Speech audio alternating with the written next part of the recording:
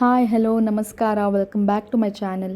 ಎಲ್ರಿಗೂ ಶುಭ ಶುಕ್ರವಾರನ ಹೇಳ್ತಾ ಇವತ್ತಿನ ನನ್ನ ದಿನನ ದೇವರಿಗೆ ಪೂಜೆ ಸಲ್ಲಿಸೋ ಮೂಲಕ ಸ್ಟಾರ್ಟ್ ಮಾಡ್ತಾ ಇದ್ದೀನಿ. ನನ್ನ ಪ್ರಕಾರ ಪ್ರತಿ ವರ್ಷ ಬರೋ ಹಬ್ಬ ಒಂದು ಕಡೆ ಆದರೆ ಪ್ರತಿ ಶುಕ್ರವಾರನೂ ಎಲ್ಲ ಹೆಣ್ಮಕ್ಳಿಗೂ ಒಂಥರ ಹಬ್ಬನೇ ಅಲ್ವಾ. ದೇವ್ರ ಮನೆ ಸ್ವಚ್ಛ ಮಾಡೋದ್ರಿಂದ ಹಿಡಿದು ದೇವ್ರ ಪೂಜೆ ಮಾಡಿದ್ರೆ ಏನೋ ಒಂಥರ ಪಾಸಿಟಿವ್ ಎನರ್ಜಿ. ಓಕೆ, ಬಲಗಡೆನೂ ಹೂವು ಸಿಕ್ತು ನೋಡಿ, ಗುಡ್. ರಿಯಲಿ ಅದೊಂಥರ ಪಾಸಿಟಿವ್ ವೈಬ್, ಏನೋ ಒಂಥರ ಮನಸ್ಸಿಗೆ ಖುಷಿ ಸಿಗುತ್ತೆ, ಸಮಾಧಾನ ಥರ. ಪೂಜೆ ಮಾಡಿದಾಗ ಏನೋ ಒಂಥರ ನೆಮ್ಮದಿ. ಸೊ ಇದು ಅಮ್ಮ ಹಾಕಿರೋ ರಂಗೋಲಿ.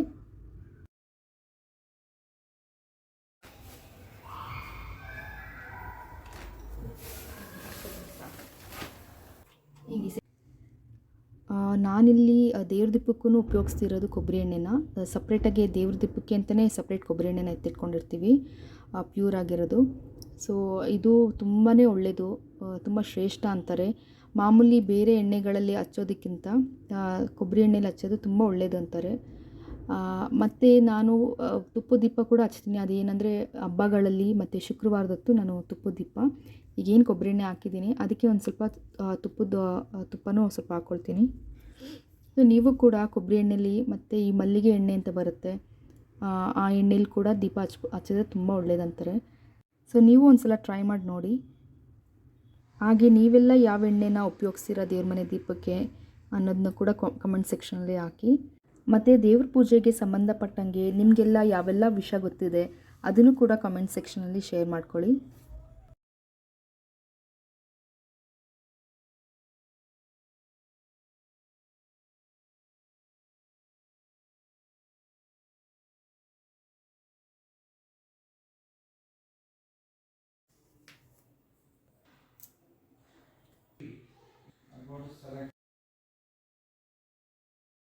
ದೇವ್ರ ಪೂಜೆ ಮಾಡೋದ್ರಿಂದ ನಮ್ಮಲ್ಲಿರೋ ನಕಾರಾತ್ಮಕ ಆಲೋಚನೆಗಳೆಲ್ಲ ದೂರ ಆಗುತ್ತೆ, ತುಂಬಾ ಕಾನ್ಫಿಡೆನ್ಸ್ ಬಂದಂಗೆ ಆಗುತ್ತೆ, ಧೈರ್ಯ ಬರುತ್ತೆ, ನೆಮ್ಮದಿ ಕೂಡ.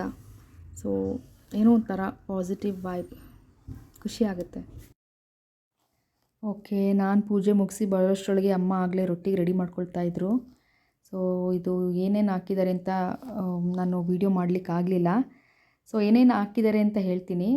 ಇದಕ್ಕೆ ಈ ರೊಟ್ಟಿಗೆ ಮೆಂತ್ಯ ಸೊಪ್ಪು ಹಾಕಿದ್ದಾರೆ, ಬಸಳೆ ಸೊಪ್ಪು, ಕೊತ್ತಂಬರಿ ಸೊಪ್ಪು, ಜೀರಿಗೆ, ಈರುಳ್ಳಿ ಮತ್ತು ಸೋರೆಕಾಯಿ ಮತ್ತು ರುಚಿಗುಪ್ಪು ಇಷ್ಟು ಹಾಕ್ಕೊಂಡಿದ್ದಾರೆ. ಮತ್ತು ಇಲ್ಲೇನು ಹಿಟ್ಟು ಬಳಸ್ತಾ ಇದ್ದೀವಿ ನಾವು, ಇದಕ್ಕೆ 3-4 ಥರ ಸಿರಿಧಾನ್ಯಗಳನ್ನ ಹಾಕ್ಕೊಂಡಿದ್ದೀವಿ. ಆರ್ಕ, ಸಜ್ಜೆ, ನವಣೆ, ಊದಲು, ಇದನ್ನೆಲ್ಲ ಸ್ವಲ್ಪ ಹುರ್ಕೊಂಡು ಇದನ್ನೆಲ್ಲ ಮಿಷಿನ್ಗೆ ಹಾಕ್ಸಿದ್ದೀವಿ.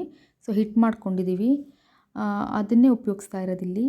ಆ್ಯಂಡ್ ಇದಕ್ಕೆ ಸ್ವಲ್ಪ ಮೆಣಸು ಮತ್ತು ಮೆಂತ್ಯ, ಸೋಯಾ, ಬಾದಾಮಿ ಇದನ್ನೆಲ್ಲ ಹಾಕ್ಕೊಂಡ್ರೆ ಇನ್ನೂ ತುಂಬ ಒಳ್ಳೆಯದು. ಇದನ್ನೆಲ್ಲ ಹಾಕಿದ್ದೀವಿ ಕೂಡ.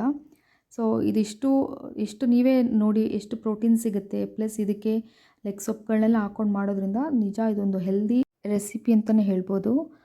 ಹಾಗೆ ಇದಕ್ಕೆ ಮೇನ್ ಇನ್ನೊಂದು ಇಂಗ್ರೀಡಿಯೆಂಟ್ ಅಂದರೆ ರಾಗಿ ಕೂಡ ಹಾಕ್ಕೊಂಡಿದ್ದೀವಿ.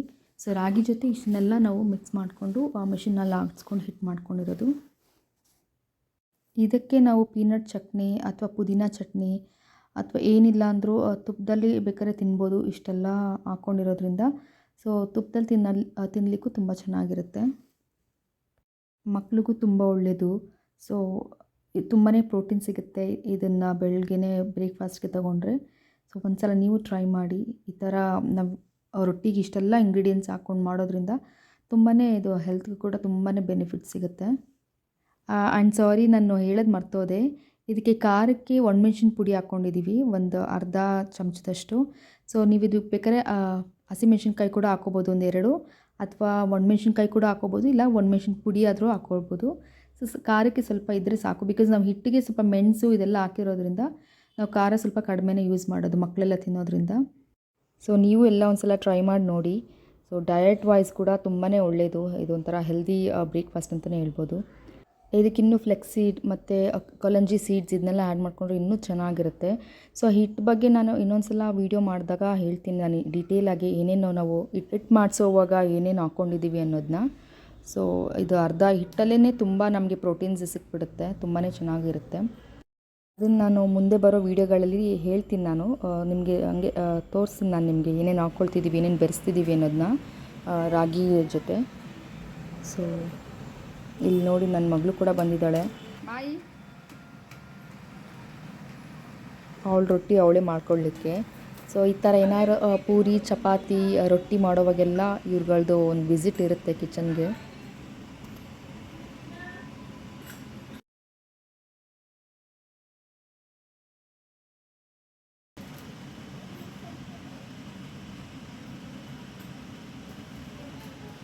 ಈಗ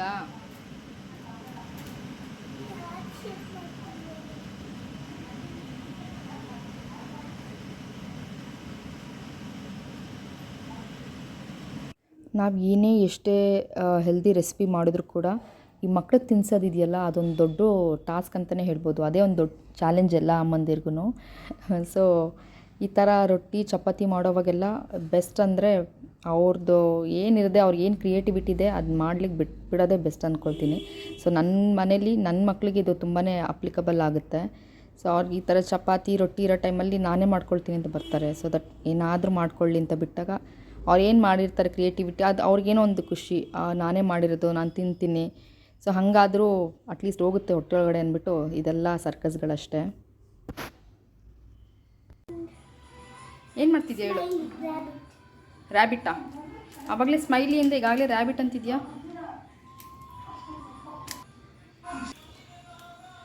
ಏನು ಮಾಡ್ತೀಯೋ ಬೇಗ ಮಾಡು ಹೋಗ್ಲಿ. ಸೀರಿಯಸ್ಸಾಗಿ ಗೊತ್ತಿಲ್ಲ ನಾನು ಇದನ್ನ ಎಷ್ಟರ ಮಟ್ಟಿಗೆ ತೇವೆ ಮೇಲೆ ಹಾಕ್ತೀನಿ ಅಂತ. ಸೊ ಇದು ಹೆಂಗಿರುತ್ತಾ ಹಂಗೆ ತಿನ್ಬೇಕು, ಓಕೆ? ಇದು ಹೆಂಗೆ ಬಂದರೂ ತಿನ್ಬೇಕು, ಓಕೆ ಡನ್? ಗಿತ್ತಾ ಇಲ್ಲಪ್ಪ. ಓಕೆ ಫಿನಿಶ್ಡ್ ಅಂತೆ. ಸೊ ವಿಲ್ ಟ್ರೈ ಇದು ಹೆಂಗೆ ಬರುತ್ತೆ ತೇವೆ ಮೇಲೆ ಹಾಕಿದ್ಮೇಲೆ. ಎತ್ತು ಕೈನಾ. 2 1 go. 3 2 1 go.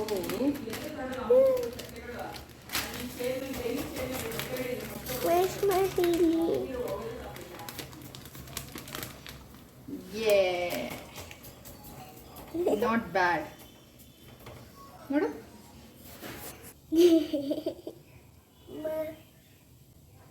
मैं कई तल ಕೊಂಡ್ಬಿಡ್ತೀನಿ.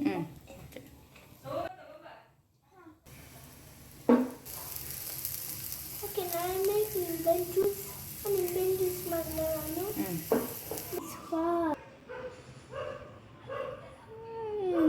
ತಿನ್ಬೇಕೀಗ ಇದು, ಓಕೆ?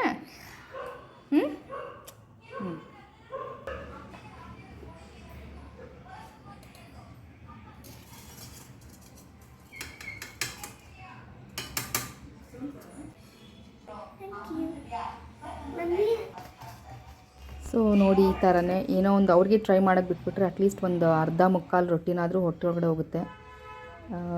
ಸೊ ಸಾಕಷ್ಟು ಎಲ್ಲ ಆಲ್ಮೋಸ್ಟ್ ಎಲ್ಲ ಅಮ್ಮಂದಿರದು ಇದೇ ಥರನೇ ಮನೆಗಳಲ್ಲಿ ಮಕ್ಳಿಗೆ ಊಟ ಮಾಡ್ಸೋಕ್ಕೆ ನಾವು ಏನೇನೋ ಟ್ರೈ ಮಾಡಬೇಕಾಗತ್ತೆ. ಆ್ಯಂಡ್ ಆಲ್ಸೋ ನೋಡಿ ನನ್ನ ಮಗಳಿಗೆ ನಾರ್ಮಲಿ ಇವಳು ಏನಾದರೂ ಒಂದು ಮಾಡ್ತಿರ್ತಾಳೆ. ತುಂಬಾ ಹ್ಯಾಂಡ್ ಕ್ರಾಫ್ಟ್ಸ್ ಮಾಡೋದು ತುಂಬ ಇಂಟ್ರೆಸ್ಟ್ ಅವ್ರಿಗೆ, ಸ್ಕೂಲಲ್ಲೆಲ್ಲ ಮಾಡಿಸ್ತಾರಲ್ಲ. ಸೊ ಅದೇ ಇನ್ಫ್ಲುಯೆನ್ಸು. ಹಾಗಾಗಿ ನನಗೇನೋ ಒಂದು ಲೆಟರ್ ಮಾಡ್ಕೊಂಡು ಬಂದಿದ್ದಾಳೆ. ಸೊ ನೀವೇ ನೋಡಿ ಏನು ಅಂತ. I like my mom. ಹೇಳು ಏನದು? I like my mom. She cooks for us. I also like her. Thank you. Thanks, Mai. Mai. ಮುಖ ನೋಡು. Thank you. Say welcome. Welcome. So thank you friends. So ನೋಡಿದ್ರಲ್ಲ, ಇದಾಗಿತ್ತು ನನ್ನ ಈ ದಿನದ video. ಹಾಗೆ ನಾ ಯಾವಾಗಲೂ ಹೇಳೋ ಹಾಗೆ ಈ ವಿಡಿಯೋ ರಿಲೇಟೆಡ್ ನಾನು ಏನಾದರೂ ಮಿಸ್ಟೇಕ್ಸ್ ಮಾಡಿದರೆ ಅಥವಾ ಏನಾದರೂ ಕರೆಕ್ಷನ್ಸ್ ಬೇಕಿದ್ರೆ ದಯವಿಟ್ಟು ಅದನ್ನು ಕೂಡ ಕಮೆಂಟ್ ಸೆಕ್ಷನಲ್ಲಿ ತಿಳಿಸಿ. ಹಾಗೆ ಈ ವಿಡಿಯೋ ಬಗ್ಗೆ ಏನು ಅನ್ನಿಸ್ತು ಅನ್ನೋದನ್ನು ಕೂಡ ಶೇರ್ ಮಾಡ್ಕೊಳ್ಳಿ. ಸೊ ಇದನ್ನು ಹೇಳ್ತಾ ಇಲ್ಲಿಗೆ ಈ ವಿಡಿಯೋ ಎಂಡ್ ಮಾಡ್ತಾಯಿದ್ದೀನಿ. ಸೊ ಮುಂದಿನ ವಿಡಿಯೋದೊಂದಿಗೆ ಮತ್ತೆ ಭೇಟಿಯಾಗೋಣ. ಅಲ್ಲಿವರೆಗೂ ಎಲ್ಲರೂ ಟೇಕ್ ಕೇರ್. Thank you.